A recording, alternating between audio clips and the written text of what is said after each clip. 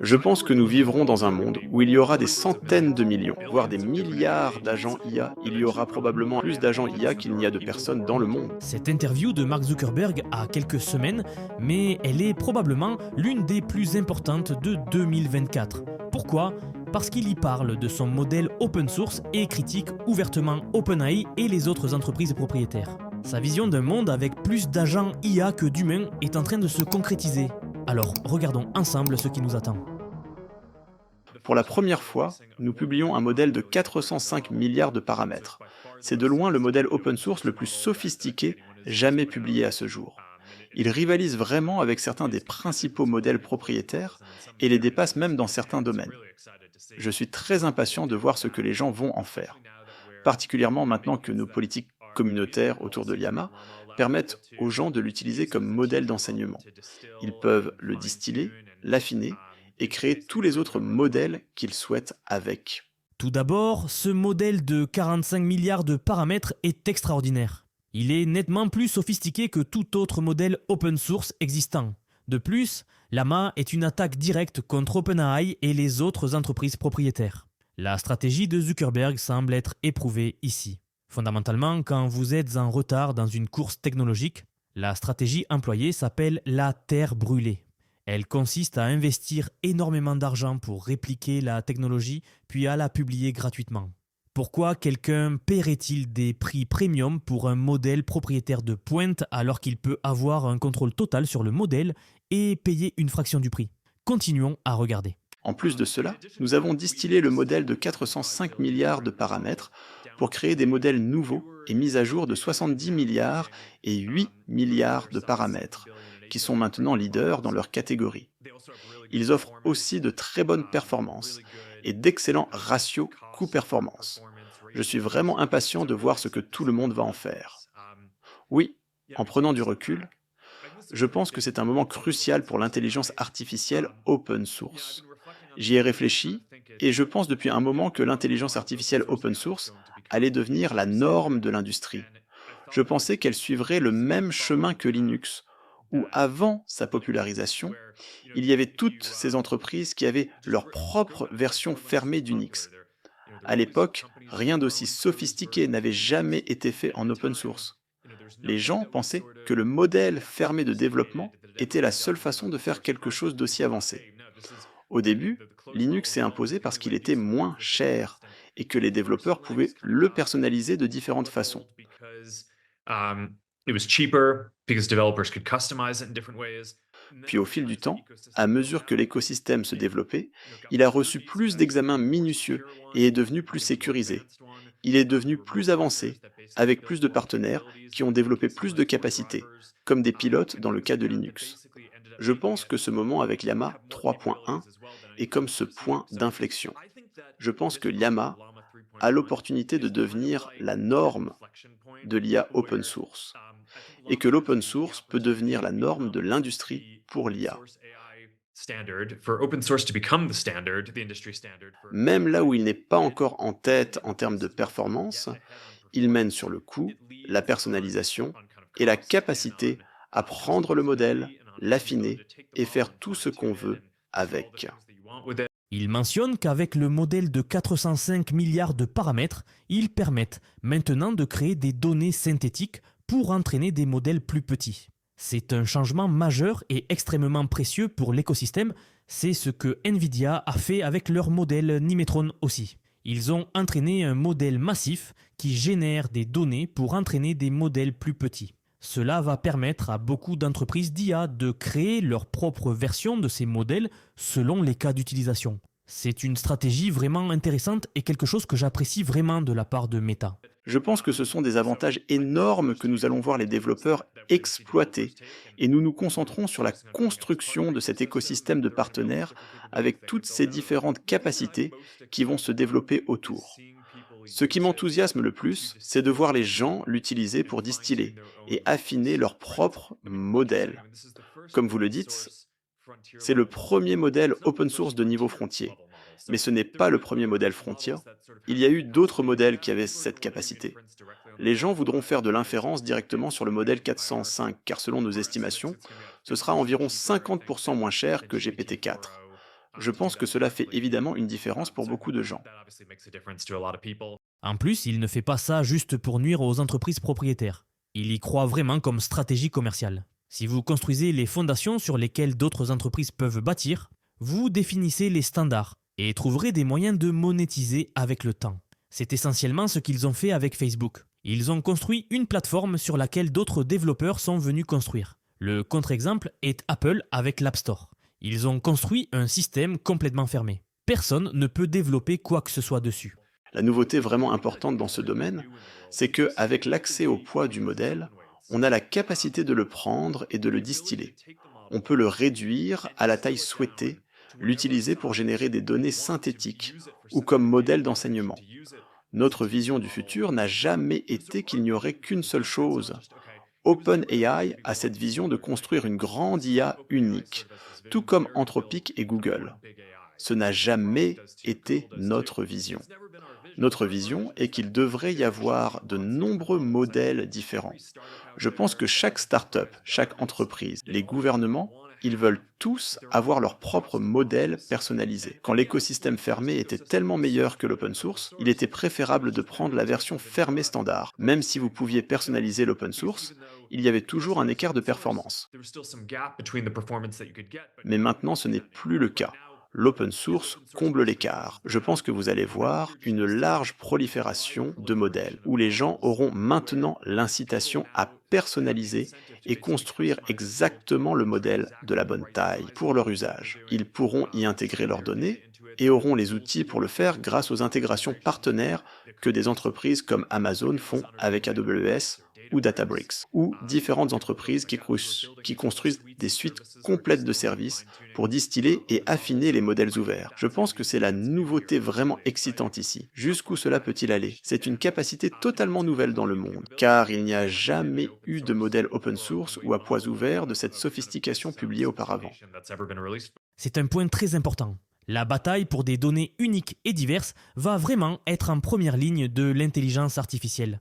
C'est pourquoi OpenAI a construit des partenariats avec de nombreuses entreprises de contenu comme Time Magazine pour acquérir des données diverses et uniques. Je pense que c'est une approche très intéressante. Je dirais qu'avant Llama 3.1, notre approche était que Meta investit fondamentalement dans ceci, car nous voulons avoir accès à un modèle de pointe.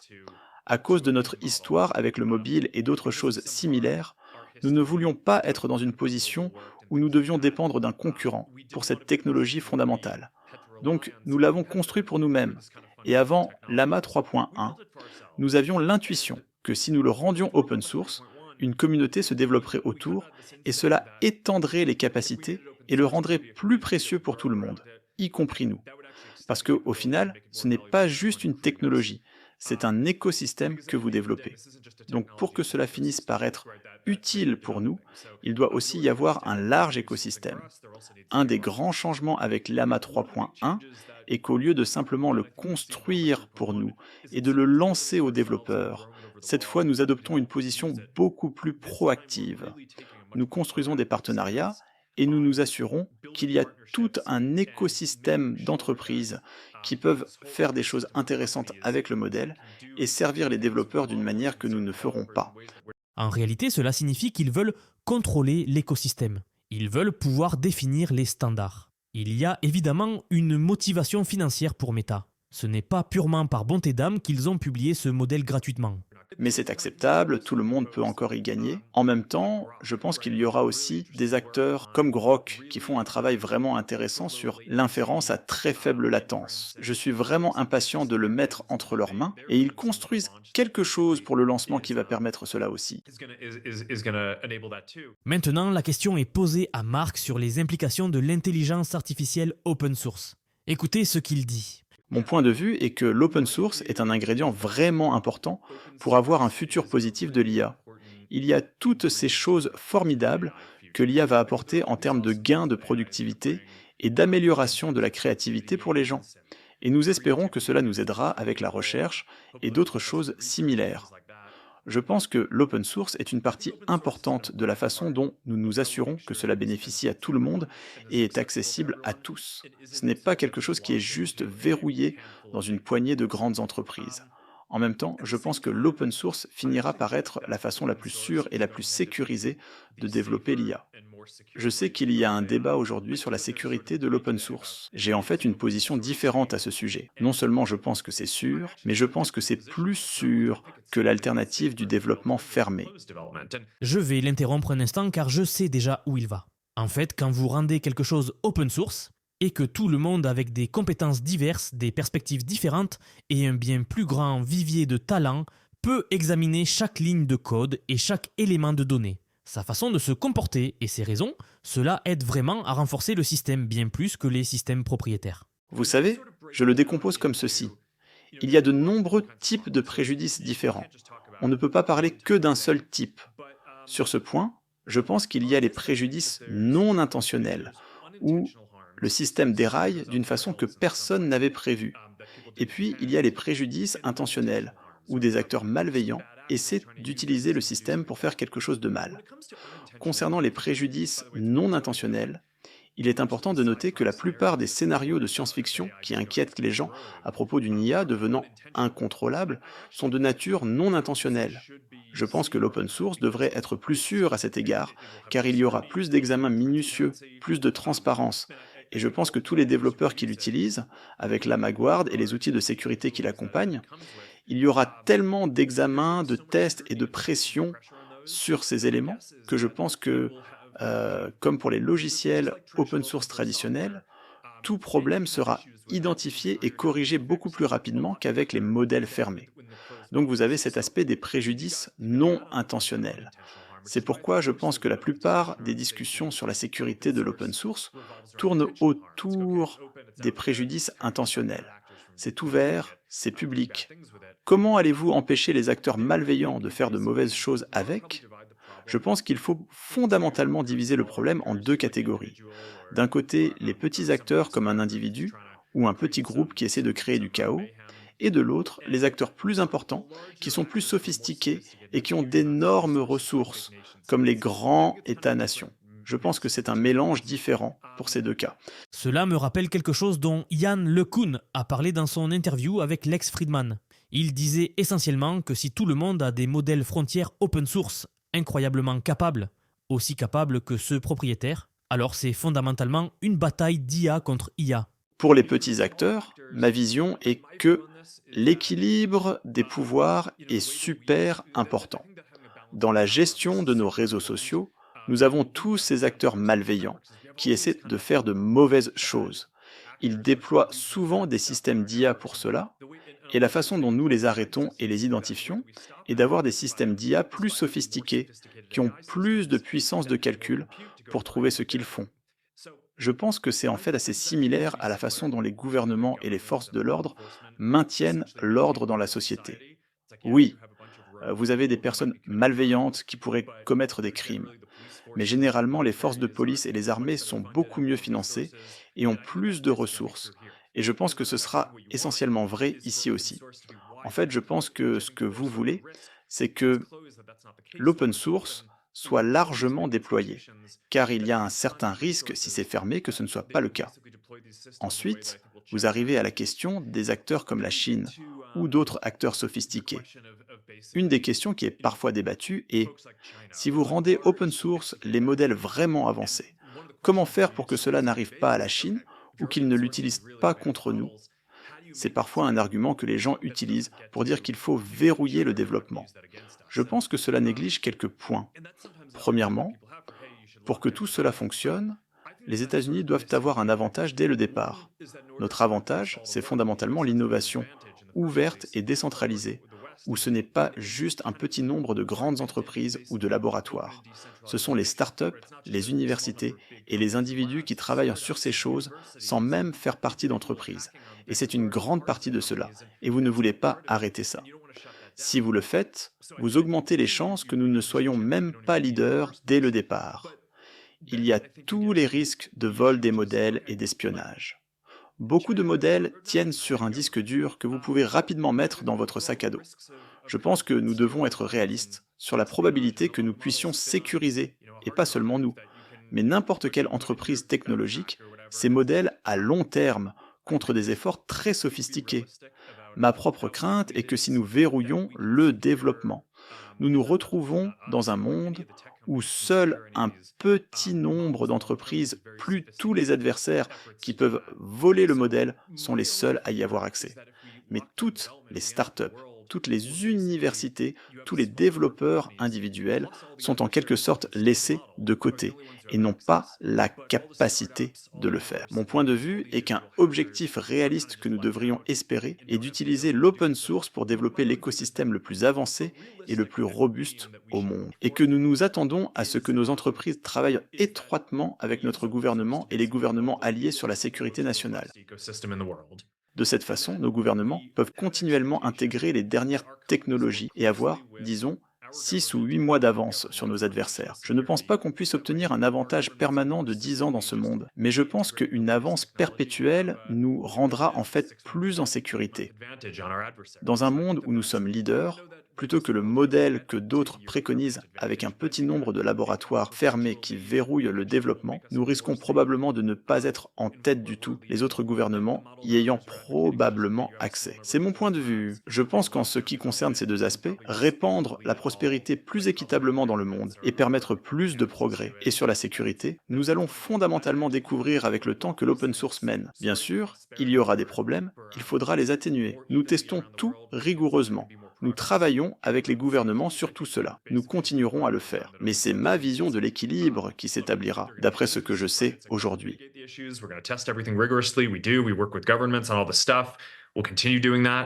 But that's my view of kind of where the equilibrium I think will settle out given what I know today. Maintenant, Mark Zuckerberg va commencer à parler des possibilités économiques liées à l'utilisation de l'IA. Et c'est, je pense, une partie vraiment importante de l'interview. Je pense qu'il y a une version de ceci que l'IA fera peu importe comment elle essaie de développer, et il y a une version qui bénéficie spécifiquement de l'open source. Je pense que l'IA a plus de potentiel que n'importe quelle autre technologie en développement actuellement pour augmenter la productivité, accélérer l'économie, permettre à chaque personne d'être plus créative et de produire des choses plus intéressantes. Et je pense que tout cela sera formidable. J'espère aussi que cela aidera la science, la recherche médicale et des choses comme ça. Il y a beaucoup de gens aujourd'hui qui n'ont pas nécessairement accès à la capacité d'affiner ou de construire leur propre modèle de pointe. Ils sont donc en quelque sorte limités à ce que font ces grands laboratoires. Comme je l'ai dit, je pense qu'un des aspects déterminants de notre culture d'innovation en tant que pays ou société, c'est que ce ne sont pas seulement les grandes entreprises qui innovent.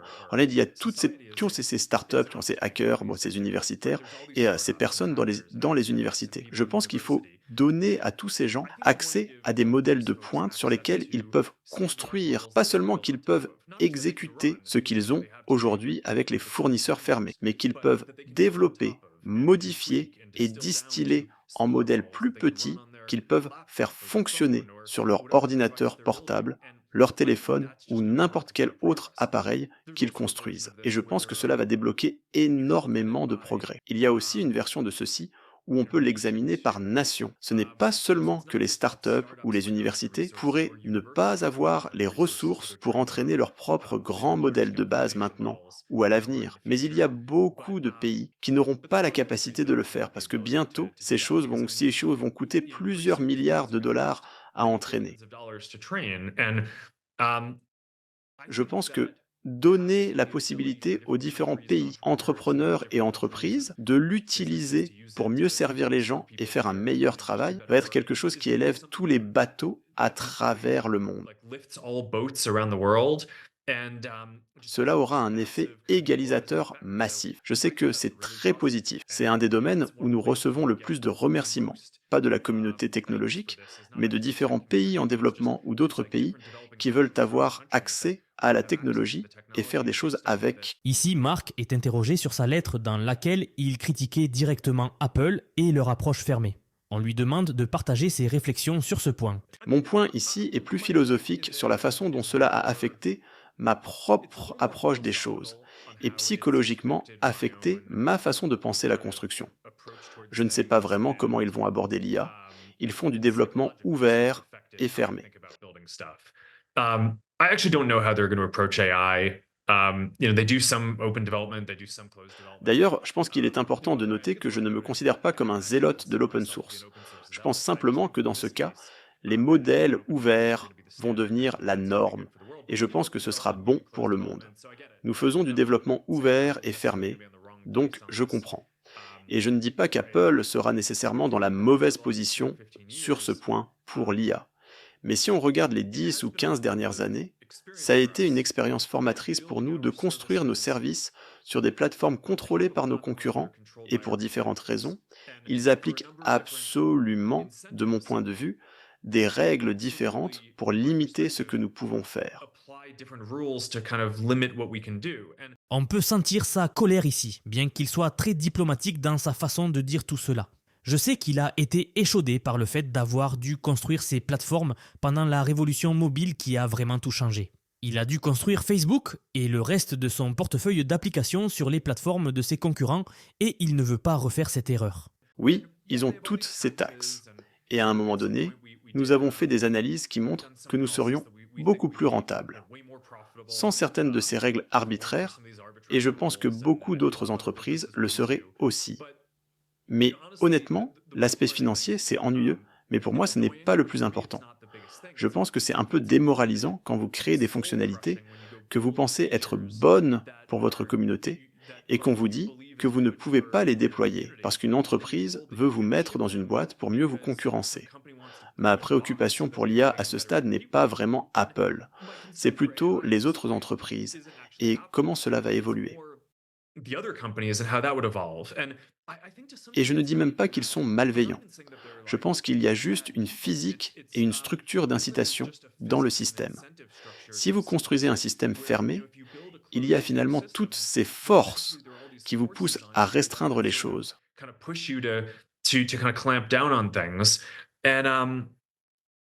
Je pense que ce sera un écosystème plus sain s'il est développé davantage comme le web, mais avec plus de capacité. Je pense qu'à cause de la façon dont le mobile s'est développé, le modèle fermé a gagné.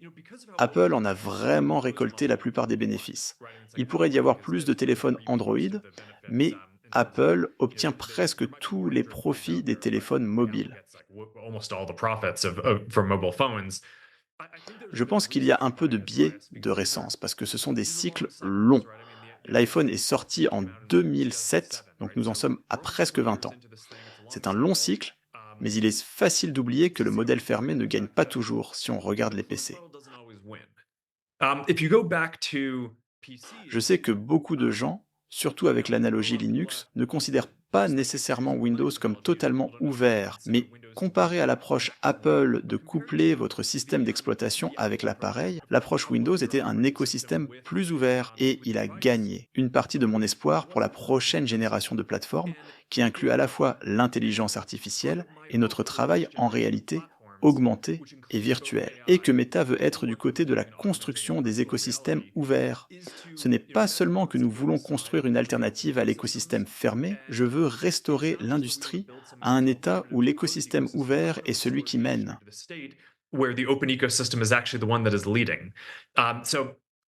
Je pense que c'est possible, je pense que nous faisons de bons pas dans cette direction. Comme je l'ai dit plus tôt, ses motivations pour faire cela sont clairement liées au fait qu'il s'est fait avoir. C'est pourquoi il essaie de changer la façon dont cet écosystème va se développer et évoluer sur le long terme. C'est aussi pourquoi Elon Musk a décidé de rendre Grok open source, car il était amer qu'OpenAI soit devenu une IA fermée.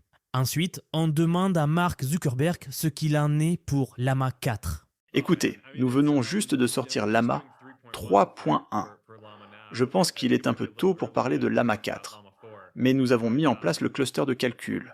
Nous avons préparé beaucoup de données. Nous avons une idée de ce que sera l'architecture et nous avons effectué de nombreuses expériences de recherche pour l'optimiser. Je pense que Llama 4 sera un autre grand bond en avant par rapport à Llama 3. Je pense que nous avons encore beaucoup de progrès à faire. C'est la première version ponctuelle de Llama. Il y a plus que je voudrais faire, notamment lancer les modèles multimodaux sur lesquels nous avons eu un contretemps malheureux. Mais je pense que nous allons les lancer probablement partout, sauf dans l'UE.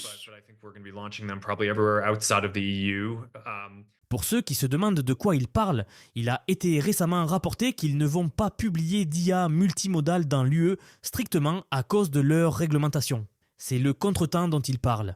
On se fait avoir comme d'habitude. Ensuite, il va parler d'AGI et d'agents. Ils semblent définir leur propre architecture d'agents ou leur propre langage. Voyons ce que Marc a à dire sur l'AGI et spécifiquement les agents. Je suis heureux d'en parler à la fois d'un point de vue technique et d'un point de vue produit. Mais comme nous avons surtout parlé des modèles jusqu'ici, je vais peut-être commencer par les produits. Notre vision est qu'il devrait y avoir beaucoup d'IA différentes et de services d'IA, pas juste une IA unique.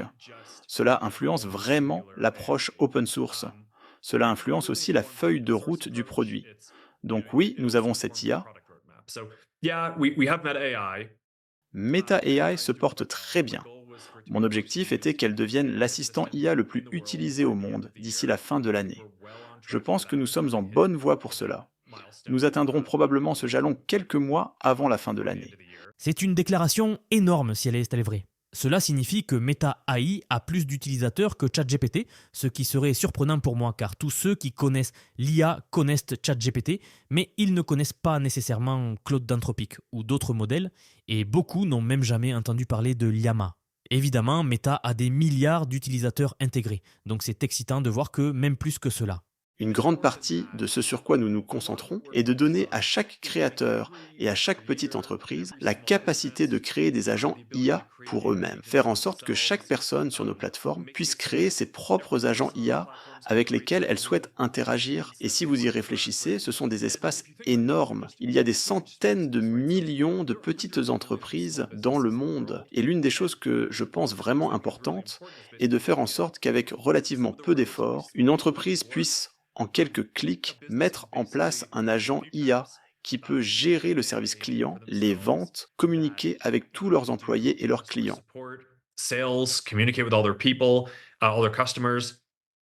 Je pense que chaque entreprise à l'avenir, tout comme elles ont une adresse email, un site web et une présence sur les réseaux sociaux aujourd'hui, aura un agent IA avec lequel leurs clients pourront parler. Et nous voulons permettre cela pour tout. Donc il y aura des centaines de millions, peut-être des milliards d'agents pour les petites entreprises. Même chose pour les créateurs. Il y a plus de 200 millions de personnes sur nos plateformes qui se considèrent comme des créateurs et qui utilisent nos plateformes principalement pour construire une communauté. Pour publier du contenu, ils considèrent que c'est une partie de leur travail. Et ils ont tous ce problème fondamental. Il n'y a pas assez d'heures dans la journée pour interagir avec leur communauté autant qu'ils le voudraient. De même, je pense que leur communauté voudrait généralement plus de leur temps. Mais encore une fois, il n'y a pas assez d'heures dans la journée. Donc je pense qu'il y aura un énorme déblocage où chaque créateur pourra importer toutes ces informations des réseaux sociaux, entraîner ces systèmes pour refléter leurs valeurs et leurs objectifs commerciaux et ce qu'ils essaient de faire. Et puis les gens pourront interagir avec ça. Ce sera presque comme un artefact artistique que les créateurs créent et avec lequel les gens peuvent interagir de différentes manières.